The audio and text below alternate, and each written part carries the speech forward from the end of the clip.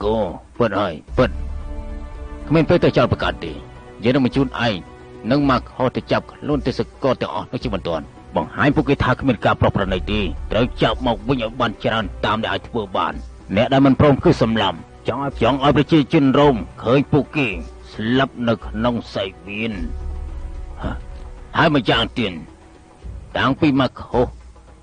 ត្រូវបានទម្លាក់សាក់មកឯ Falco នឹងក្លាយទៅជាមន្ត្រីចាំបញ្ជាមកហោនឹងធ្វើការបញ្ជាទាំងអស់ចាប់ពីពេលនេះតទៅធ្វើខ្លួនឲ្យជាវីរជន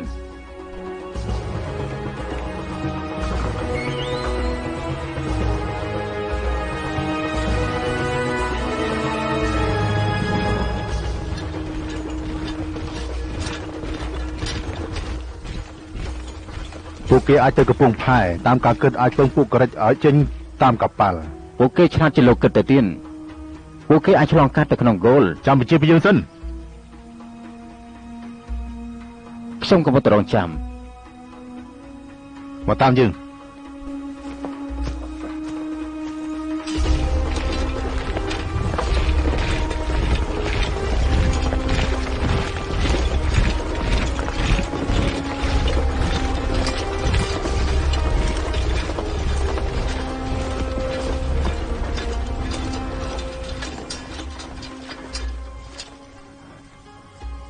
ពួកគេនៅទីនោះពួកគេគ្មានកន្លែងក្បែរផ្លូវទៅកំពង់ផែទេបើលោករត់ពុតទេសកលលោកគួរតែយកផ្លូវក្រុងរ៉ូមដែរទេរឿងនេះនេះទេយើងអាចចាប់ពួកគេដោយកណ្ដាប់ដៃរបស់យើង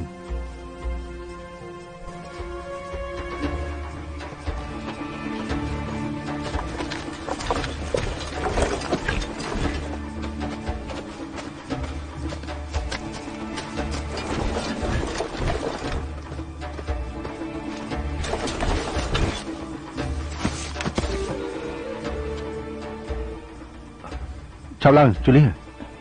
លោកអាច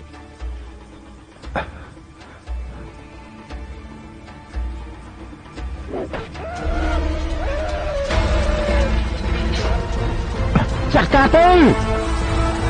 តាមខ្ញុំមក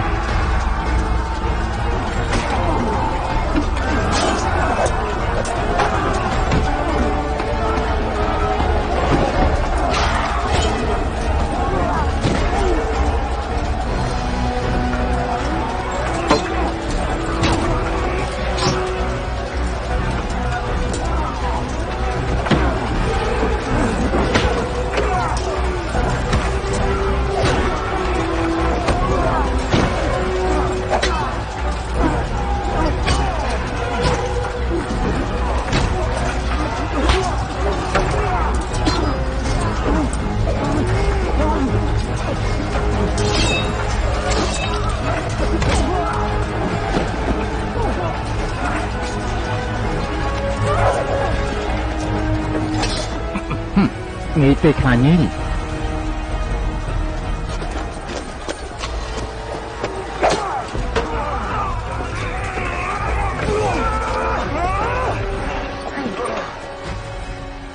ចិញ្ចៀនរបស់ Clitter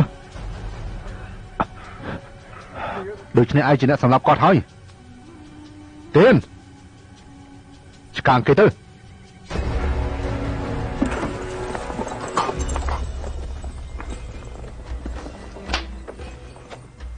ដាក់ច្បាស់នេះទៅ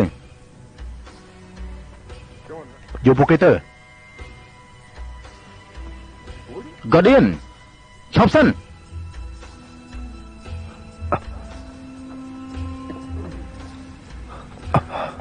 Guardian យើងមិនធ្វើបាបឯងទេយើងចាញ់ហើយយើងប្រឹងធ្វើស្រែចម្ការខុសកន្លែង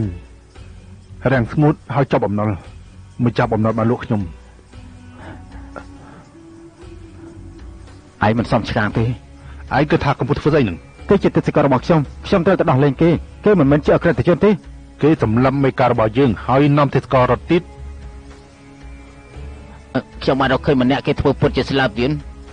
ជូលីយើងបានការពារឯងពីបរិយាជាហើយឯងបង្ហាញការដឹងគុណចំពោះយើងដោយចូលរួមបោះបោអញ្ចឹងក៏ឌៀនមិនបានសម្លាប់ Clitter ទេ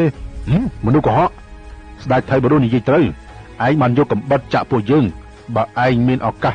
វាជាសម្រាប់មិនត្រូវប្រើកប់ចោលប្រសើរជាងពេលដែលទាហានដាក់គេទៅក្នុងសៃវៀនប្រឈមនឹងយក្សភ្នែកមួយឯងនឹងបន់មិនឲ្យគេស្លាប់ទេគេទំនោរជាអ្នកប្រយុទ្ធល្អម្នាក់យកគេទៅហើយចែកឲ្យអ្នកប្រយុទ្ធឲ្យគេទៅ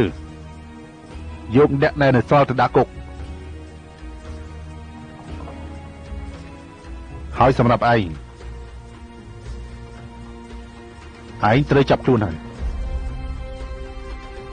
ពីបទមិនគោរពបញ្ជារបស់មន្ត្រីចាំបញ្ជារបស់ឯងហើយនឹងស្ដេចថេបរុម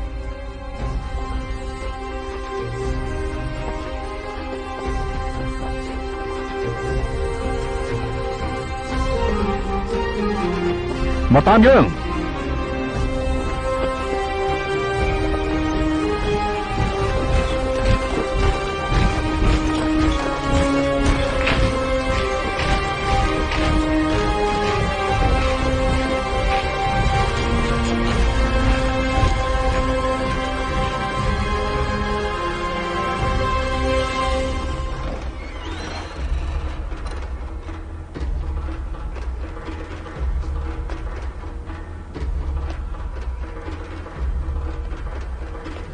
ម៉ាខូរ៉ូម៉ូឡូមេដមឯបានបំពេញនឹងបញ្ជាផ្ទាល់របស់ប៉ាកូមន្ត្រីបញ្ជារបស់ឯងដោយមានចេតនាដោះលែងអ្នកសម្លាប់ឃ្លីធើហើយជាមេដឹកនាំការបះបោររបស់ពួកទេសកលយើងបានរកឃើញអំពើក្បត់ជាតិហើយ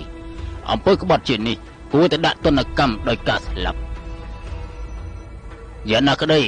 ដោយភាពស្មោះត្រង់ឪពុករបស់ឯងបម្រើក្រុងរ៉ូពីមុនយើងនឹងផ្ដល់ជំរឿសឲ្យឯងក្នុងការដាក់ទណ្ឌកម្មការបំផ្លាញក្រុមរបស់ឯងទាហានទាំងអស់ឈានមកមុខទាហានផ្សេងទៀតចាំប្រហារជីវិតគេប្រងព្រៀប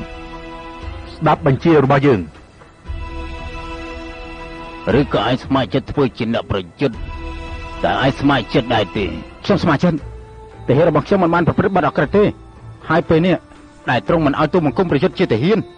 ទូបង្គំនឹងប្រយុទ្ធក្នុងសៃវៀនត្រូវហើយឯងនឹងបានចាប់ផ្ដើមពីថ្ងៃស្អែកលេងល្បែងយកជ័យរបស់យើង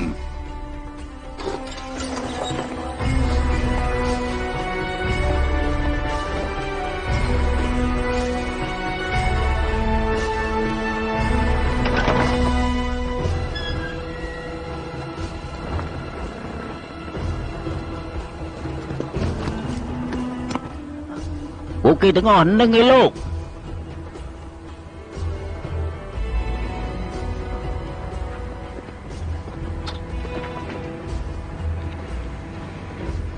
ជប់សិនជប់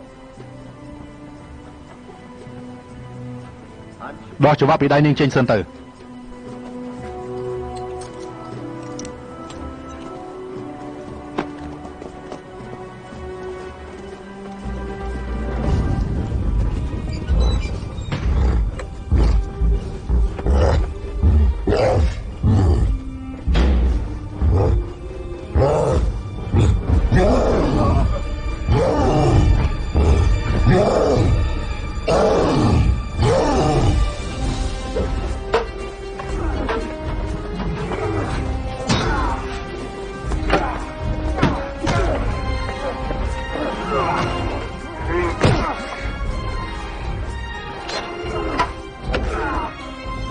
មើលមកខ្ញុំមក